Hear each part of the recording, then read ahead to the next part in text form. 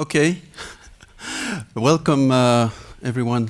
Thank you for coming to my talk. My name is Eric Loots. I work for Lightbend as a consultant trainer. And today we'll be talking about mainly Akka Cluster. So it was like a last minute thing to get prepared and get the setup done. But anyway, we got there, I think.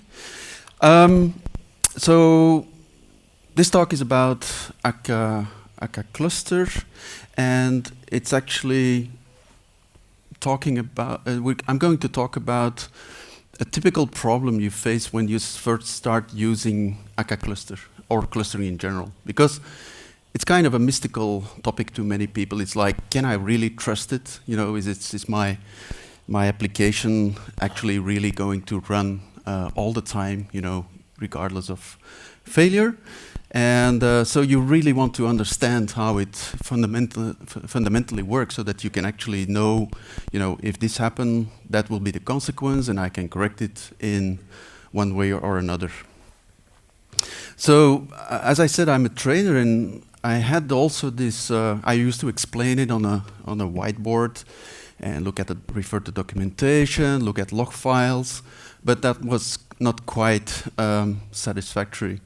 And therefore, I started thinking about, you know, this idea of, you know, would there be a possibility to show the state of a cluster, maybe not a 1,000 node cluster, but a cluster with, say, 5 nodes in a holistic manner, right? Something that we, as humans, would be able to observe, and that the machines not necessarily can, right?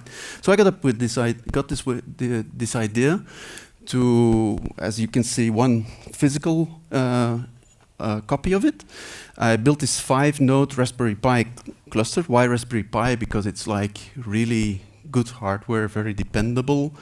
And as you can also see, like here, you see I added these LED strips. So that's more or less the background of this story. But maybe we should start by talking about clustering first, okay? So why would you do clustering?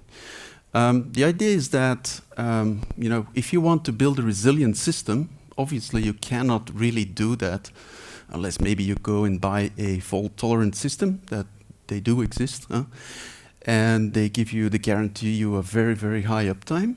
But then they cost a lot of money, and they may also have their limits in terms of scalability. So that's where clustering comes in. So the idea is that you obviously no longer work with a single node, because that would be a single point of failure, and you will have multiple nodes that are interconnected via a network. So you build a distributed system. So the goal is not to talk about how to develop a clustered application, but more to concentrate on the core clustering principles. So this is like the idea. You can build a resilient system if you do it correctly, but that's not necessarily the topic of the talk.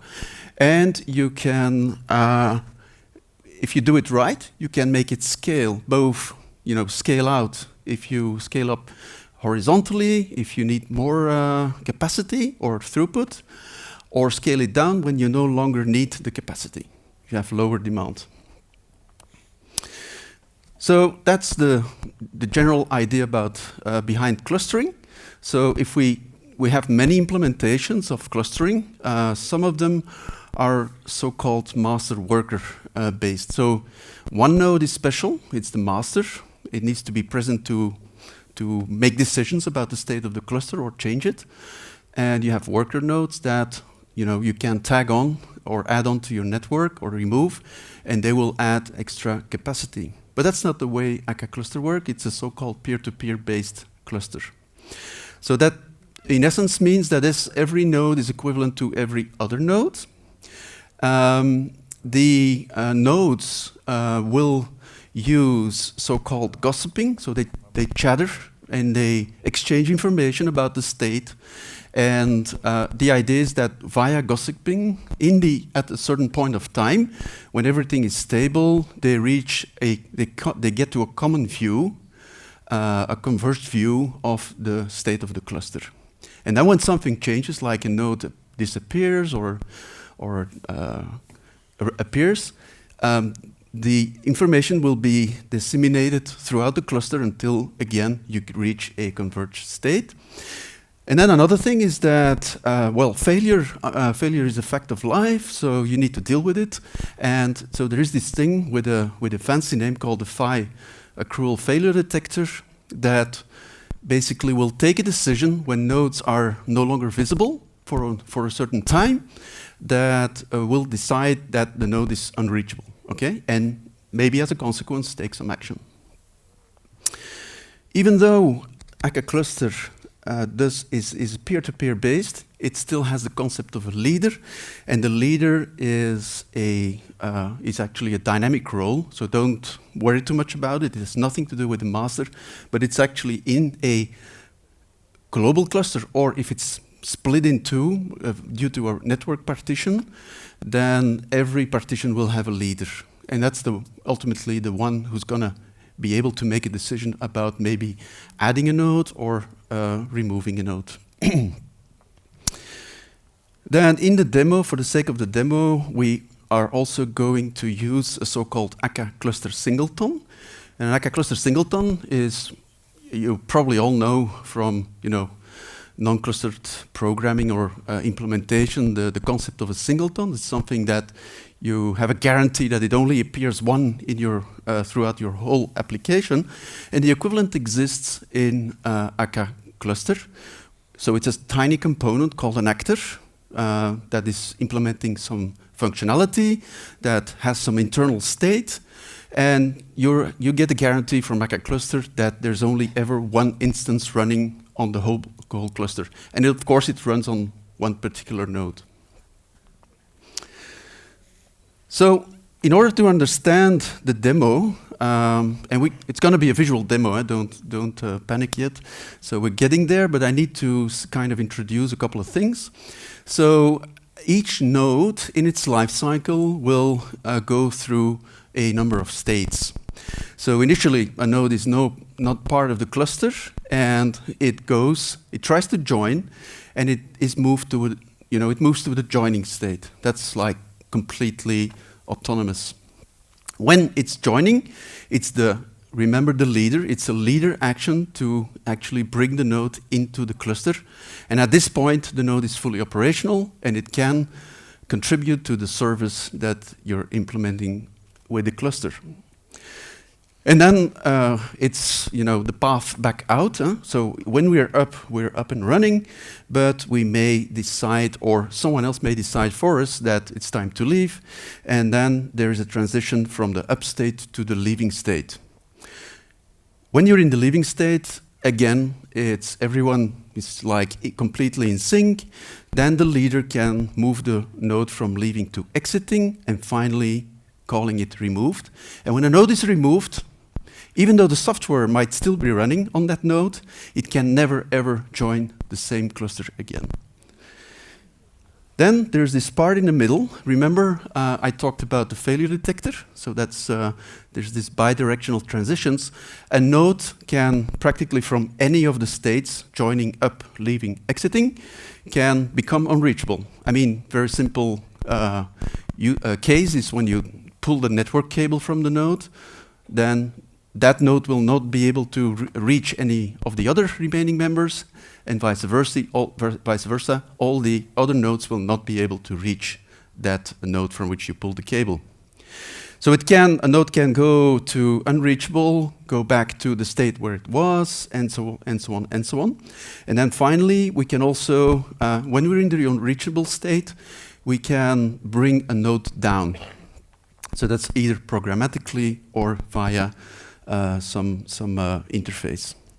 So when the node goes down, actually, finally, it is removed, and it's end of story. If you want the node to bring the node back, you have to restart the software. So what's the big deal? I guess when you were in the room and I was starting things up, you saw this window, like full screen, and it's actually, I'm logged into this, I was logged in onto the cluster, and you see all kinds of log messages being spit out. And you could say, well, let's explain how clustering works by looking at the log windows, right? But that's a kind of problematic because it's like text. It doesn't mean a lot of things to a novice that you want to learn about clustering. And also, the logs are in a terminal. If you pull a plug to illustrate a failure, obviously you will not be able to watch the log, scrolling by. So that's not really very handy. And if you show people how clustering works with this, it takes about, on average, 10 minutes, and then they fall asleep, basically, right? Or they look very puzzled. So what is, now we come to a key point about what is so tough about understanding clustering and what makes it confusing. Well, you have to look at, put yourself in the place of a cluster node, right? Because we can see everything. We say, oh, the cable is broken or the power is pulled. But the node itself only has this tiny viewport on the world, which is the network interface, right? And that's kind of problematic, because how can a node make a decision about what's happening if, to the other nodes if it doesn't see them anymore? There could be plenty of reasons why this is the case. Well, obviously, first thing we think about is the network's broken. In a broad sense, it could be a problem with the cable, it could be a problem with the switch, it could be maybe a problem in software with the network driver, etc., etc. It could also be that the node simply died. Now, if we look at it from the point of view of the black node here on the left, node 1, then we cannot make a distinction, okay? We cannot know it's the cable or the hardware failed. It could also be that the hardware is still alive, but the JVM died. It could be that the application crashed. Or it could be that we have a case where we have long garbage collection pauses in a JVM, and then if it takes too long, our failure detector might say, oops, unreachable, and maybe some action is triggered, okay? So that's really crucial to understand when you think about clustering. Because they say, well, the network is broken, that's the cause, yeah. Okay, fine, but the other nodes cannot tell that this is actually the reason. So what's the idea behind the other approach? It's basically to show the state of all nodes on each node as seen by that node. What does that mean? Well, as I said, we start from Raspberry Pis, 5 of them. I soldered together, more about that later, these LED assemblies. So they come, well, actually I didn't solder it's a PCB with all the LEDs on, but you have to put a connector on it and a diode and a couple of wires. And then, some basically screwing things and plugging things together, and you end up with this thing. So that's the core of the cluster.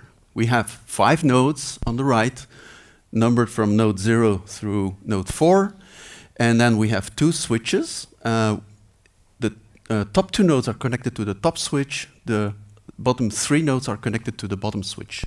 And there's also a cable that runs between the 2 switches. And when the cable is present, actually we have one network. So all the nodes can talk to each other. If we pull that cable, then the top 2 nodes can still see each other, but they cannot see the 3 bottom nodes and vice versa. Of course, we need some other stuff like power.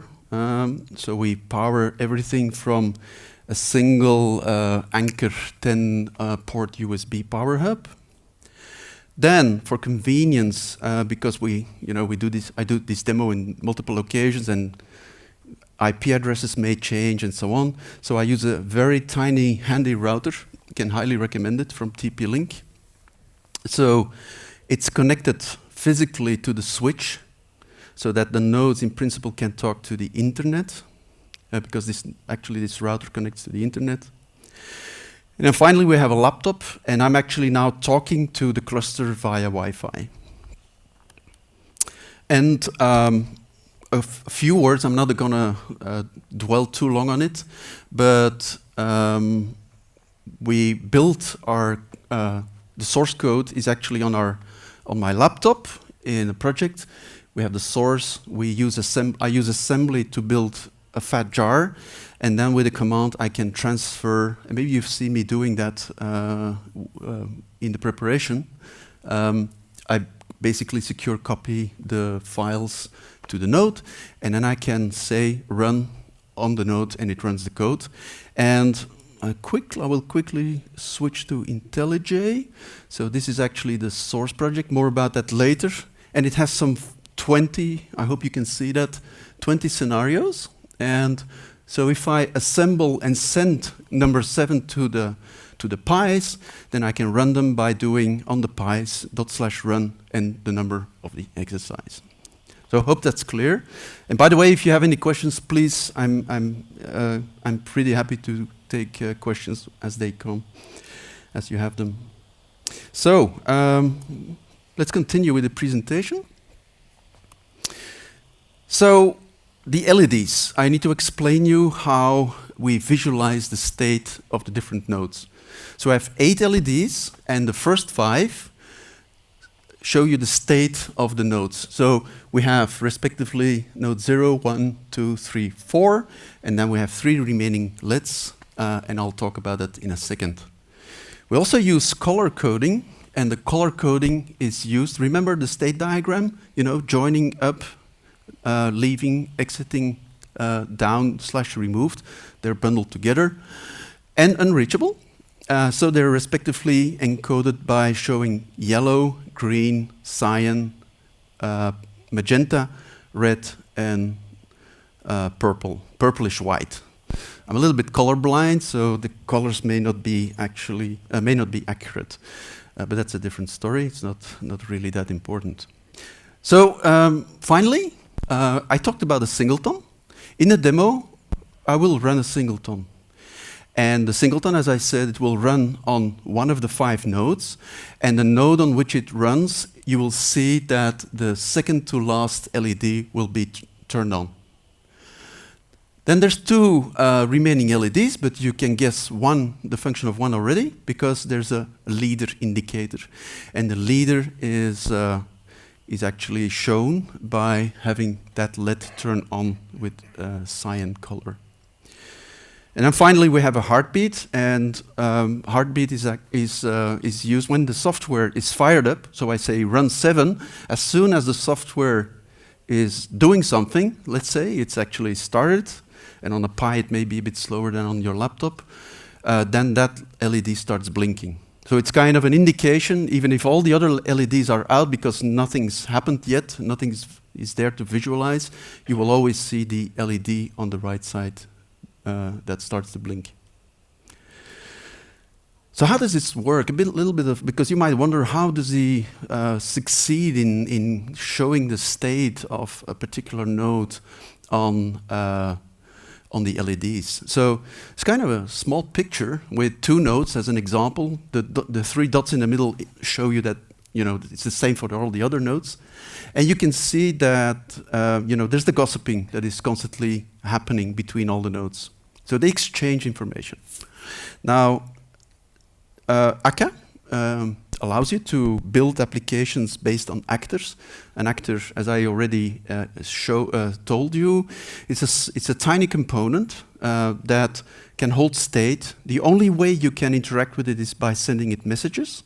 It can also send messages. It can change its behavior for the next message that needs to be processed. And it can create other actors. That's in a nutshell what an actor is. So I wrote this cluster status tracker actor that is talking to a library that you can find in the documentation, which I will point you at the end. And so you see at the bottom, we have a converged view. So node 0 is actually in the joining state. Remember, yellow is joining.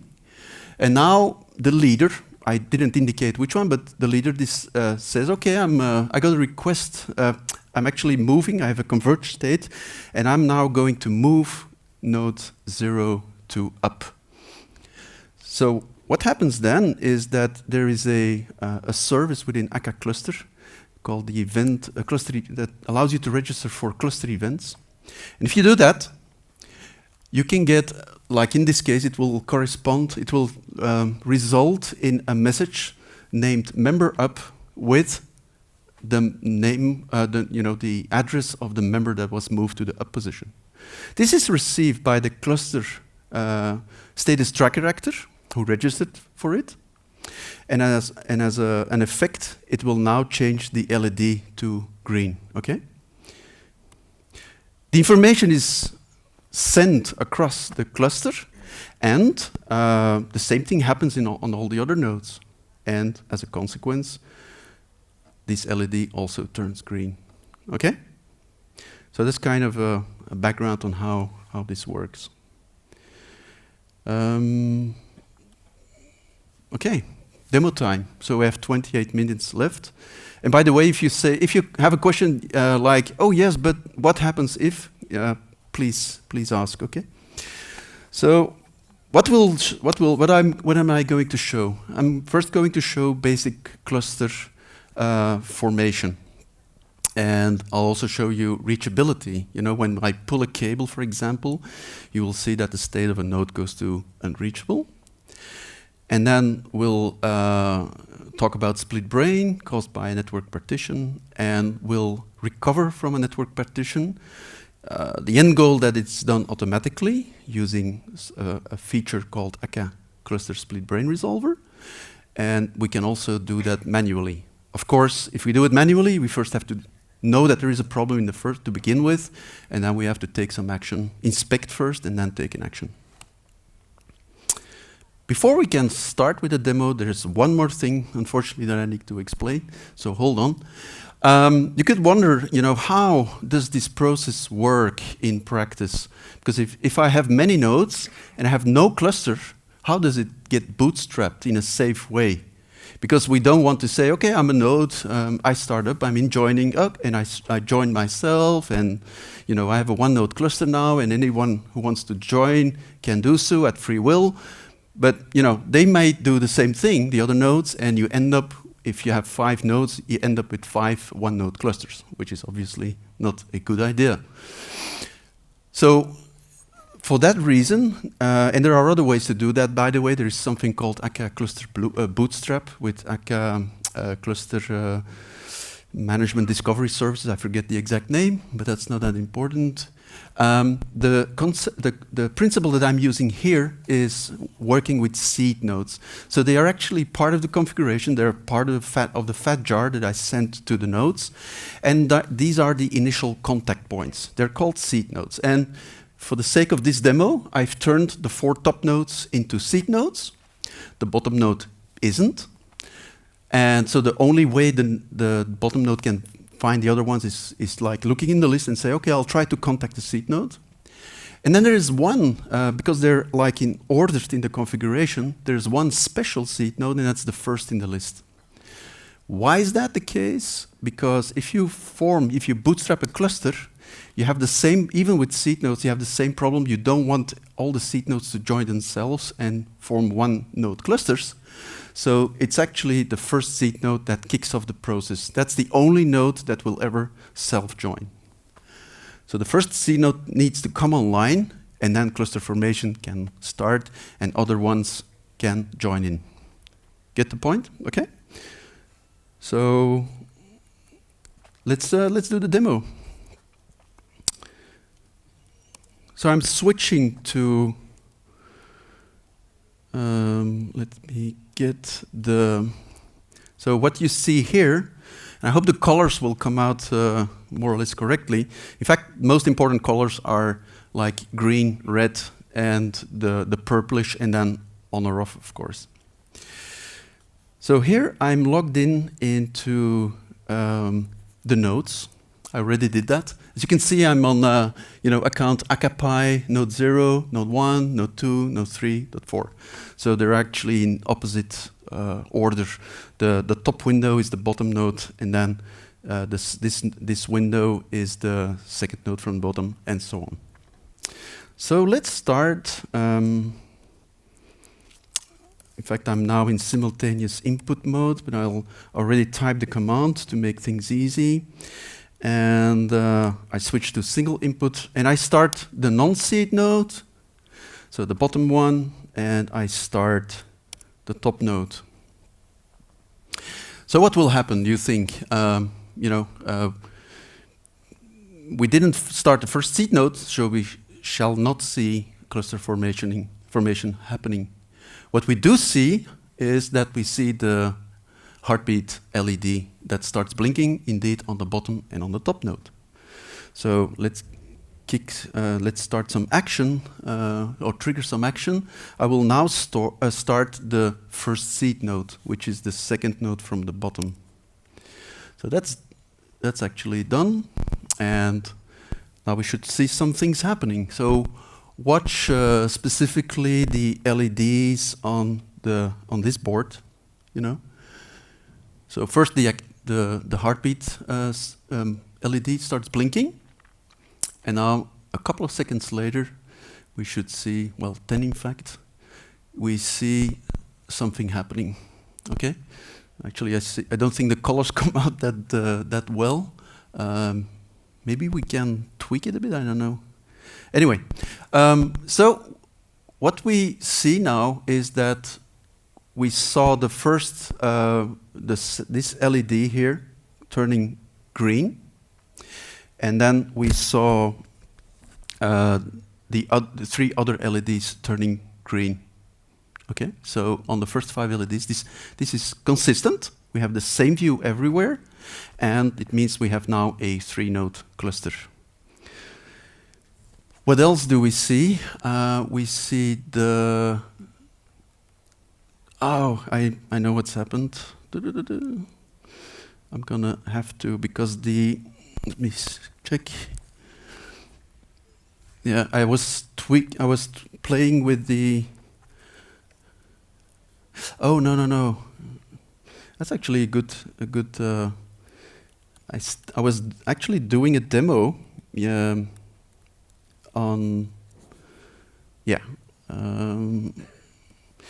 Was actually demoing a feature yesterday, which I didn't remove.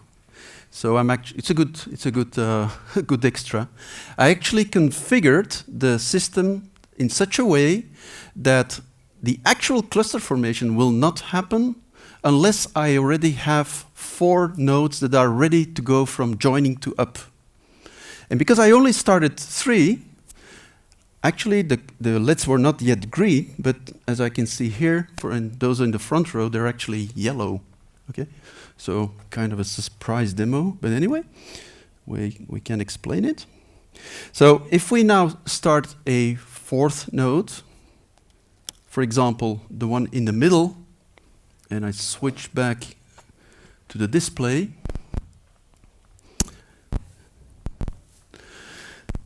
now we should see actual cluster formation. So voila, heartbeat. And this is green, by the way, okay? So in case you didn't know, so they've actually now formed a 4-node cluster. And what is also more important, we actually also see the cluster singleton. So the second to last LED is the leader, remember? And now we have the singleton that is popping up here. Okay? All right. This kind of more or less messes up my demo, but that's not that important. Now, suppose that something really bad happens, right? I mean, the cluster singleton is an essential part probably of the service I want to offer. So all the nodes need probably some stuff that this singleton is providing. Now imagine that the bottom node dies. The power supply breaks, and node is no longer there. Oh, I should first also show unreachability. So if I unplug the top board, for example, so this is the fourth LED, you should see, actually I'm gonna tweak the exposure setting. It's not adding a lot more clarity. Yeah, I think it does. So you will see that on the top, right, the first three LEDs turned like whitish purple, and the last LED from the status indicator is still green. So that means that the node still sees itself, but it doesn't see all the other nodes. And on the bottom, all the other nodes don't see the top node. Okay? So I'm going to plug this back in. And then after a short time, everything should go back to green. I'm going to look on this side because it's way clearer. And I guess we're almost there. So the longer I unplug, the longer it takes to recover, because it does the gossiping gets slower because it does some form of exponential backoff. Anyway. So let's wait a bit more.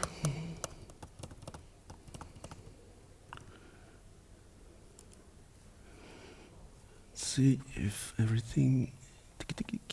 Yep.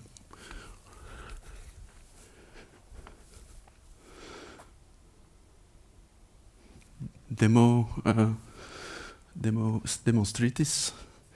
Anyway, so we can. I think we can do the scenario where we have the failure of the power supply.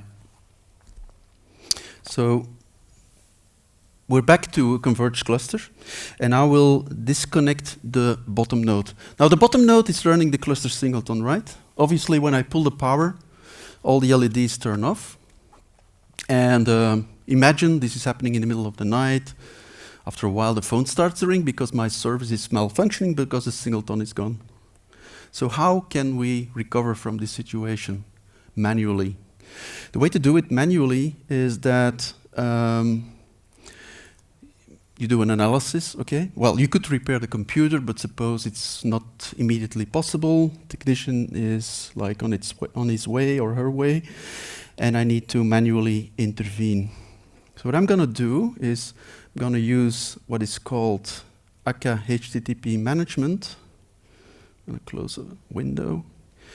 And it implements a REST interface that I can use to manage my cluster. So I'm going to send a put request with asking to down a node or telling to down a node. I have to send it to one of the surviving nodes. It doesn't matter which one. So I can send it maybe to the top node, right? And I'm going to tell it that I want to tell that node 0 can safely be considered to be down. Hit the enter key. It says like downing node 0. And what you see now is that indeed, whoops, sorry for the window juggling. You see now that node 0 has turned red. You also see, probably you didn't notice, but we can watch the video after the conference, is that the singleton has reappeared. Okay, it couldn't reappear automatically because the cluster didn't know what happened to node 0. It could have still have been alive, but the network might have been disconnected. Remember, it cannot make a distinction. So now we analyze the situation. And I'm going to plug back the power. So the technician has repaired the computer. And so it's booting. And we've actually have a running system again because we have our singleton back. Even though we have, like, instead of 4 nodes, we now only have 3. And I can log in again on the bottom node. Actually, I will in the meantime start up the one node that hadn't yet been started. So that's the second node from the top. I will also log into the bottom node again, and I will run the cluster. And you will see that the bottom node will also start joining. So in the meantime, the second node from the top has joined the cluster. So we have 4 green LEDs, and very soon we will have a 5-node cluster.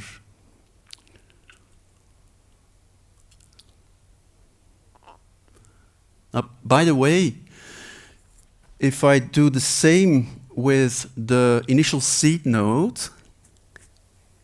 well, actually, I'm not gonna. Yeah, I could do that. Why not? I'm gonna unplug the first seed node. I'm gonna restart it.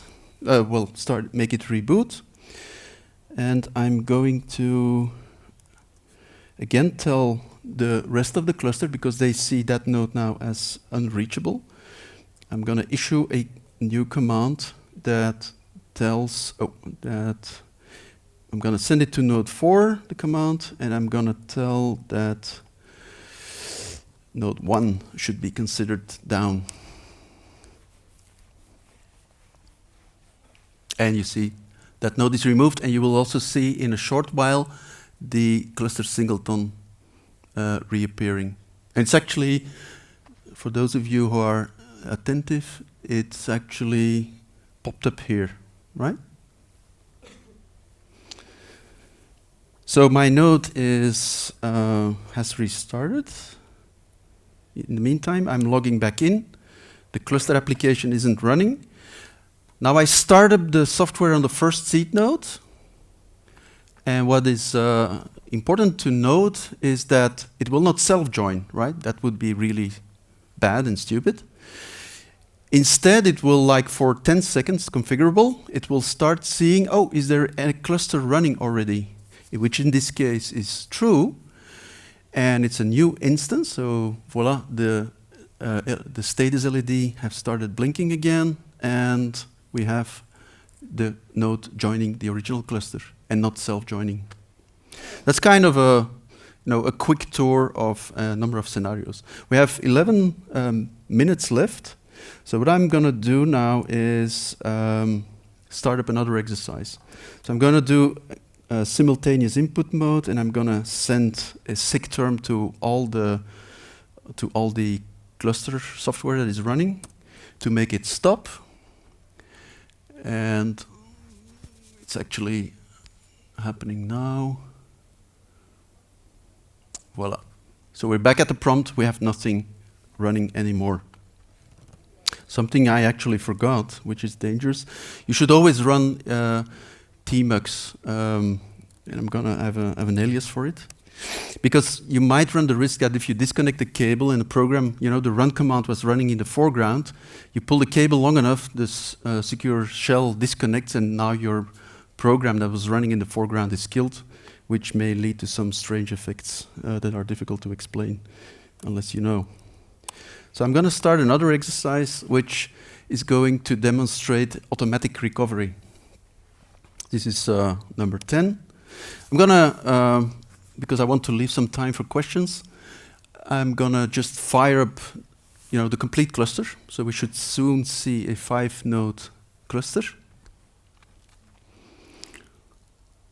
And I'm going to repeat the pulling the cable thing, right?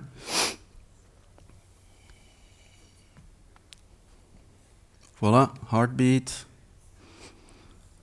Self-joining. You see the cluster singleton is there, second to last let. This is something I haven't explained. It's weekly, so-called weekly up mode. But I have a 5-node cluster.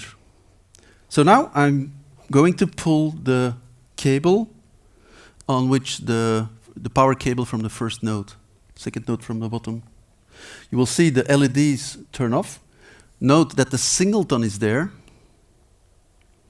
And, So I've configured split brain resolver. So split brain resolver will do the analysis and it will take the decision, the appropriate action. How does it do that? Well, you can configure it in many ways. It's now configured with a so-called keep majority strategy. That means that if your network gets split in two parts, for example, in this case, I have a 5-node cluster. It could be split in, 5 times 1, 3, 2, 2, 2, 1, whatever. All the partitions in themselves will have a leader, and the leader will look at it and say, oh, I knew we were 5, now I'm 3, we're 3. That's fine, we have the majority, we will stay up. The other partition where, say, you have 2 nodes remaining, same reasoning, 5 nodes before, 2 nodes now, minority, okay, we'll put ourselves down, basically. Okay, they kind of commit suicide. Watch this LED, this position I mean, that's the Singleton, right? I will now pull the plug. Obviously, all these LEDs go out. And now you will see that some nodes will be automatically downed. So I have now a 4-1 situation, right? So the 4 remaining nodes see each other. They say, well, the other one was alone. To bad luck, I will declare it down. And that's happened. And where's the Singleton? Singleton is here. Second to last LED. So it automatically recovered. So that's the fastest way to recover from this scenario. Remember that the 2 top nodes and the 3 bottom nodes are on different switches. That's pretty convenient because now I can split the 2 top nodes from the bottom to remaining bottom nodes by simply breaking this connection between the 2 switches. All right? So if I do that, it's interesting, we have a 2-2 situation. We have a draw. What can we do? You would think, oh, let's play safe and every side should go down, right? But that's a bit wasteful because we can do something better. But maybe let's just try it. So I split the 2 top from the 2 bottom.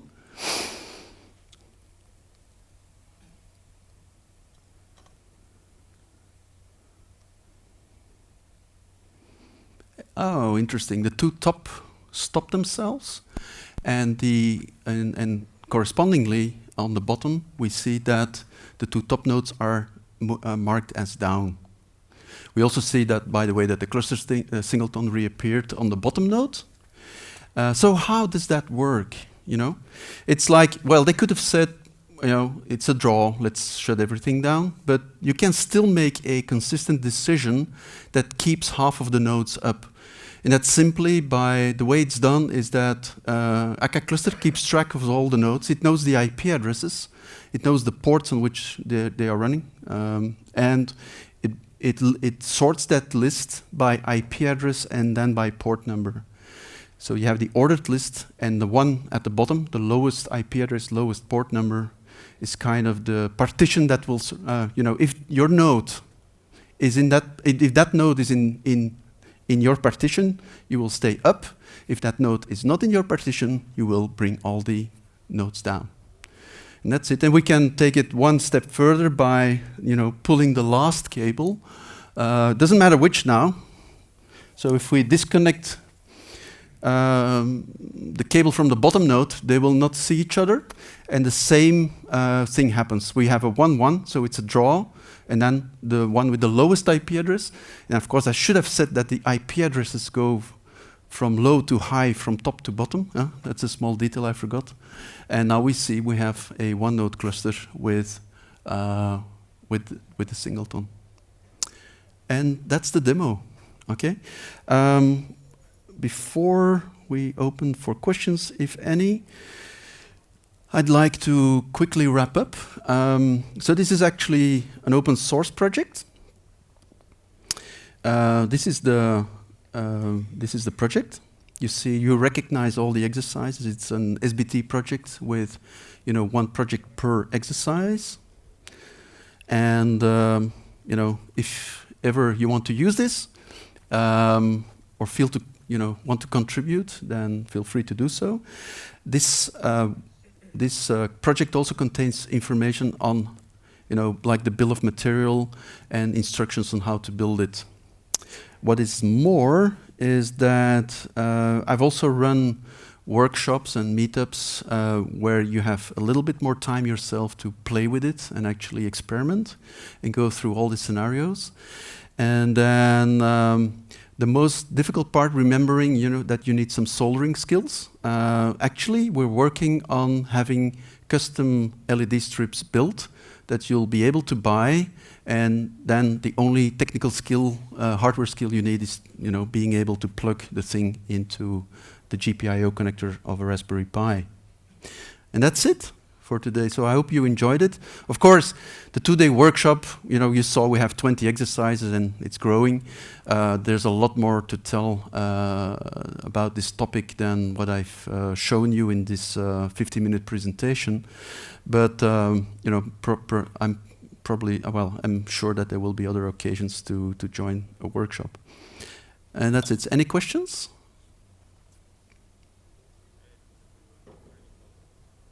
All right, then you have a question? Yeah, I plug in everything again. Yeah. Oh, yeah, it's actually a good point. Because what we have now is the bottom node, right? I mean, plugging things in won't change because I have to fire up the software, right? Okay, because all the nodes have stopped. Because by default the system is configured in such a way that when a node is downed, it will also completely goes through a coordinated shutdown. That's how it's called, and it will also stop the JVM. But this is a dangerous situation. You understand? Does anyone know why? If I would just start up the first seed node, what could go wrong? Or rather, what will go wrong? The bottom node is not a seed node, right? So if I start up the first, sorry, it's not a seed node, yes, indeed. If I start up any other seed node, how would they know about it? It's like, no, I remember there was the bottom node with this IP address, right? That's not the way it works. So anyway, it points to a good practice in this case. Make every node a seed node. But if I would start the first seed node now, it will not know about the bottom node. It will say, oh, there's no cluster. I will self-join, and I will have 2 clusters with 1 node each, right? So in this case, you have to be careful if you would ever do this. Probably it would be a bad practice if you only have, like, say, even 20 nodes. Just go ahead and make them all seed nodes. And you don't run the risk. But in this case, I really have to stop the top node, okay? So I'm gonna log in again to node 0. I reconnect to my tmux session, and now I'm gonna stop it first. And now I can restart my cluster. I can restart it, and I can start the other ones. And the same number, and I should have my cluster forming again. Oh, there's still 1 cable I didn't restore. Yeah, you probably noticed that I've done this. It's not the first time that I do it, so I usually immediately know what is missing. But I could connect and then, bring alive my 5-node cluster. Was there any remaining thing you wanted to ask? Okay, it's clear. All right. Any other questions? Oh, the time is up. So we've reached the end of the talk, and I guess also of the conference. So thanks again, and well, see you